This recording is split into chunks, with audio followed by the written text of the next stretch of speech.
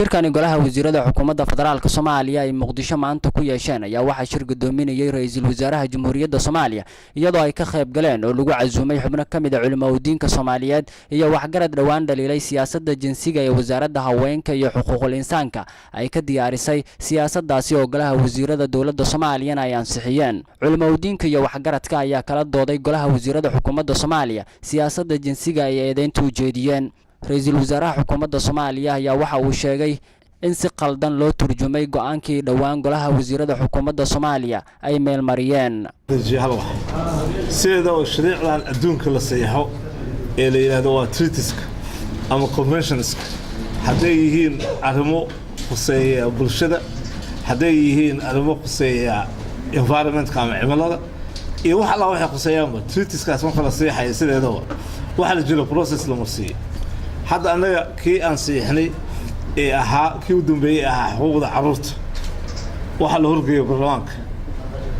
markuu eegay waxaan u maleynayaa 3 qodob meelahaas ka saaray markuu 3 qodob ka saaray ee barnaamijka soo gudbiyay kadib ayaan saxay sidoo treaties-kan waxay maraan process noocaas waxyaabo badan oo waxa jira treaties ay ku jiraan ay ka soo jeedaan diinta Islaamka annaga marna ma qaadanayno heshiis conventions iyo wax ku qoran oo ka soo jeesay diinta Islaamka sideedana marka la saxay waxa lagu daraa paragraph cadeynaya in hadii waxaas la saxay convention-ka ama treaties-ka ay ka soo jeedaan diinta Islaamka ama ay ka soo jeedaan dastuurka iyo shuruucda dalka in dawladda Soomaaliyeed aysan marna u gacan xirnaanaynin kuna khasbanayn shuruucdaas marka sidoo process jira marna ma dhicin qaladaadka noocaas marna dhacayaan hadda waan wax xaqiijinay culimada waan isla afgaranay in qodobadii tuunka keenay siiqadooda lagu noqdo hadii la yiraahdo siiqo sax ah oo dadka oo dhan u cuntama la keeno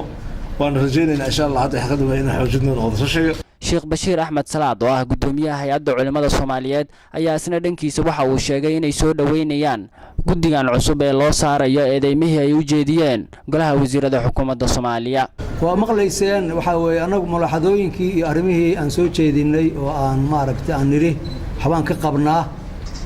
guddi maaragtay fiiriya arrimahaas oo dib maxaan ku u eega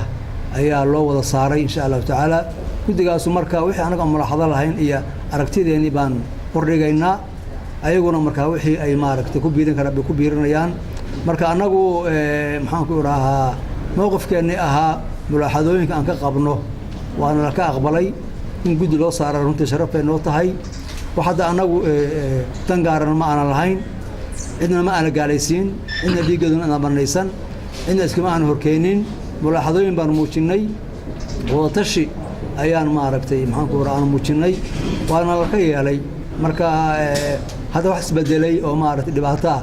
waan marka hore aan maaragtay aaminsaneyn oo hadda aaminsanaa ma jiraan inuu dawladda waan qaan waa dawlad muslima waa shacab muslima laakiin dadku maaragtay haday kala maqan yihiin hadallo iyo waxyaalaha aan sax ahayn ba dhexdooda laga faa'iideysan karaa marka hadda waa isku nimid waana afgaranay wada shaqaynteena waa jirtay laakiin waa sii xoojinaynaa insha Allah. Cabdulqaadir Umar Cabdulla Fiidka Bulsho TV Muqdisho.